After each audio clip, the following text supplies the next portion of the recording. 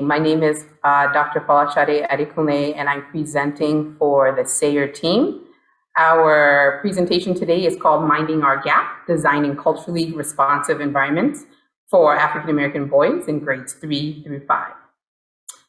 What if schools were a place where Black boys felt seen, heard, and affirmed? And leaders and teachers listened to and understood their ideas.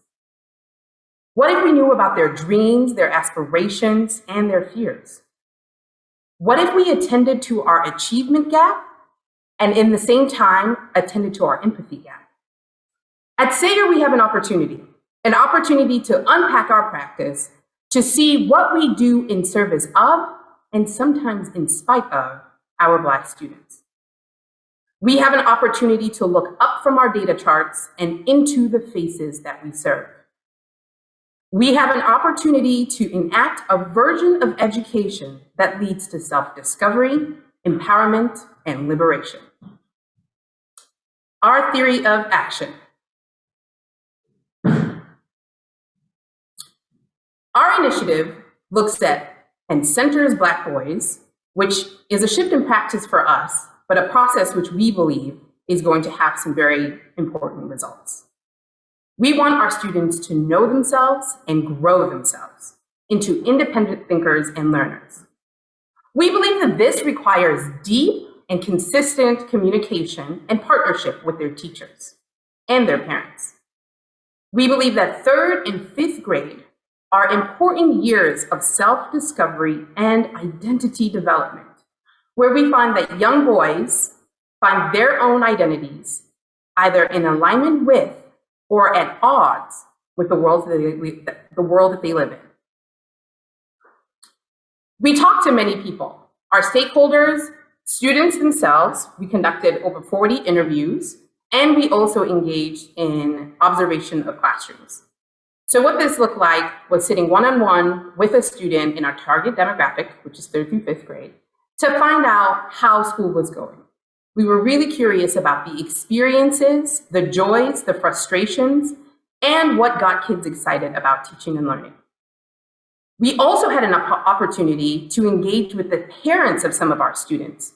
What we noticed is that we have been missing quite some opportunities to engage parents in this process of educating Black boys. So instead of simply informing and directing, we had an opportunity to start to invite parents at a seat at the table. We also talked to some community partners who had some investment in the work of identity development and coaching of young boys.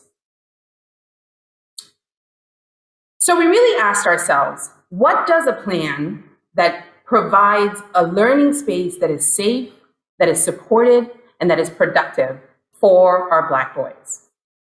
We came up with a design that involves giving students a chance to collaborate with one another. What our students told us in the empathy interviews was that school was cool, teachers were nice, but there wasn't really much that we were doing that actually spoke to their own identity development and that helped them see and understand the world that they were growing up in. So we want to prepare teachers to start to engage students through culturally responsive teaching. We believe that the work of Dr. Goldie Muhammad, of Zaretta Hammond, of Alfred Tatum can start to help teachers understand what are the many layers of culture and how can they use that to start to create culturally relevant classroom environments and lessons to support this identity development of students. We also want our students to be able to start to develop their own sense of self. So when we ask students, how are you doing in school? Where do you find your interest reflected in school? A lot of them said, we don't really know. And so this advisory period that at the same time the PLC is happening will allow kids to start to explore their own interests, take strength assessments, and really start to collaborate with one another and their peers to be able to define things that help them grow. We also think the parent aspect is very important. So we will be also incorporating the empathy interview so that parents can keep abreast of what's going on. Our plan is to start in August this summer, planning the content of our PLC, and then we'll be working with some early adopter teachers to really fine tune our scope and sequence. Students will start interviews in the beginning of the school year, where they will work one-on-one with their teachers so they can start to identify what are some of their interests, what are some of their goals, and how do they start to work on achieving them. We'll measure our success. We'll measure our success in a few ways. We'll take a look at how we communicated our plan with staff. Obviously, the PLC is a great platform to use for communication because teachers can share ideas about how things are going in their classrooms. We'll also be surveying students and also taking their own growth assessments. So Thrively is a platform that we're going to be using that gives us an indication of how kids are feeling, how they're supported, what are some of their goals, and what some of things like their hope index or their sense of agency is. In the entire process, we hope to continue to reflect, go back and adjust some of our plans. We created some artifacts, one including an observational tool that can be important for anybody who's looking to do some culturally responsive work in their building. So this is something that lets you see culturally responsive teaching being tangible and measurable. Our budget is about releasing teacher time and providing materials for students. We learned that empathy interviews are very, very powerful tools, and that we must embed identity and agency development in teaching of all our African American boys. I want you to imagine the possibilities that I started with, and we need your help in changing our what ifs to what is. Thank you. Thank you, Sayre. And we have about 3 minutes left for questions. Okay.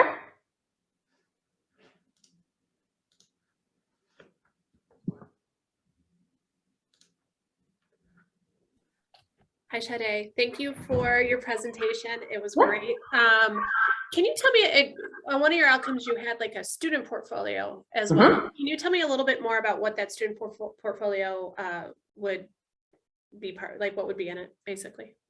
Yeah, so from our empathy interviews, what we found out was that students really didn't have a sense of their academic and social development and their standing, right? They could sort of tell you, I know I'm doing good because I have A's, but they really couldn't speak to what concepts that they had mastery of, what their interests were and how they were developing those. So one of our community partners will be Thrively, and it's a platform that engages students in taking strengths assessments, but then they can also upload some of their work and speak to that. So the portfolio is really a tool that we want kids to collect their work that they're doing and be able to reflect and write about, how did I learn about myself as a learner? And then one of our key measurements is also that students can conduct a student-led conference with their parents at the end of the quarter and use that portfolio to speak to their progress, right? We want kids to have the words that says, this is where I am in school, this is my strength, and this is what I need to improve on, and be able to add to that. And we feel that it's a really strong tool that can be passed on to their future teachers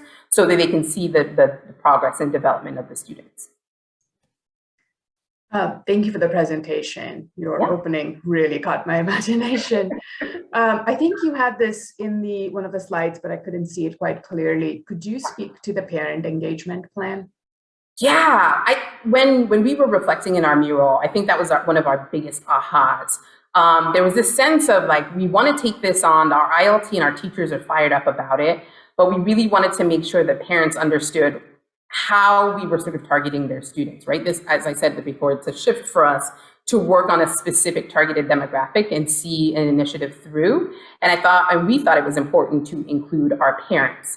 And so we folded them into our empathy interviews. One, it was, hey, we're about to, take on this initiative. But what we found was that parents are natural experts about their students. So in places where a kid might have been more quiet or gave us one-word answers, a whole world of information was revealed by interviewing the parents. And we heard about their needs and their desires, what they wanted to know about what was happening in school, right? Because it's the parent question, how was school? Fine, right? But empathy interviews that, the child is involved with and the teacher conducts allows that parent and teacher dynamic to be strengthened, because now it's like, you have information that I could use in my classroom and I can share information about your child. And we think that synergy is only going to help us serve our students better. Really quickly, you mentioned in your timeline coming together starting in August and then building out a scope and sequence at some point. Just wondering about the scope and sequence. When would you expect that to be implemented since school starts in August? Yeah, thank you for the question.